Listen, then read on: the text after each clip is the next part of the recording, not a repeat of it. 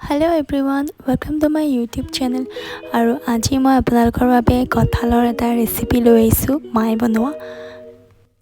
ৰেচিপিটোৰ বাবে প্ৰথমে আমাক কি লাগিব চাই লওঁ আহক। এয়া হৈছে বিলাহী আৰু জলকীয়া আৰু আলুটো অকমান হাফ ফ্ৰাই কৰা হৈছে আৰু আদা নহৰুৰ পেষ্ট আৰু এইটো হৈছে গোটা ধনিয়া লং ইলাইচি জিৰা আৰু দালচেনি এইখিনি আগতে ফ্ৰাই কৰি মিক্সিত মাৰি দিয়া হৈছে আৰু এয়া পিঁয়াজ তেজপাত আৰু এয়া আদা নহৰু পেষ্ট আৰু এয়া মছলাবোৰ দিয়া হৈছে ধনিয়া পাউডাৰ জিৰা পাউডাৰ আৰু এয়া লাল মিৰ্চ দিয়া হৈছে। ইয়াৰ পিছত গোটেইখিনি অকণমান দেৰি ফ্ৰাই কৰিব ভালদৰে। ইয়াৰ পিছত হালধি অকণমান দি দিব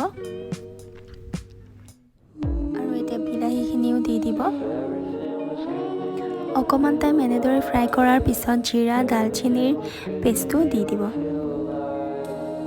সোৱাদ অনুযায়ী নিমখ দি দিব আৰু অকণমান টাইম গোটেইখিনি মছলা এনেকৈ ফ্ৰাই কৰিব। তাৰপিছত কঁঠালখিনিও এনেদৰে দি দিব। কেইটামান মটৰো এনেদৰে দি দিব পাৰে, টেষ্টটো অকণমান ভাল আহিব। আৰু এতিয়া আলুখিনিও এনেদৰে দি দিব।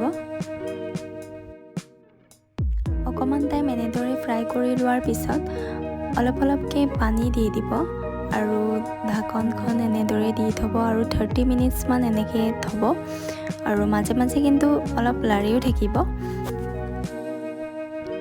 আৰু এয়া আমাৰ কঁঠালৰ আঞ্জা হৈ গ'ল আৰু ধনিয়া লাষ্টত এড কৰি দিব পাৰে। আৰু আজিৰ এই ব্লগটো মই এইখিনিতে শেষ কৰিছোঁ। যদি ভিডিঅ'টো চাই ভাল পালে লাইক কমেণ্ট শ্বেয়াৰ আৰু ছাবস্ক্ৰাইব কৰিব নাপাহৰিব।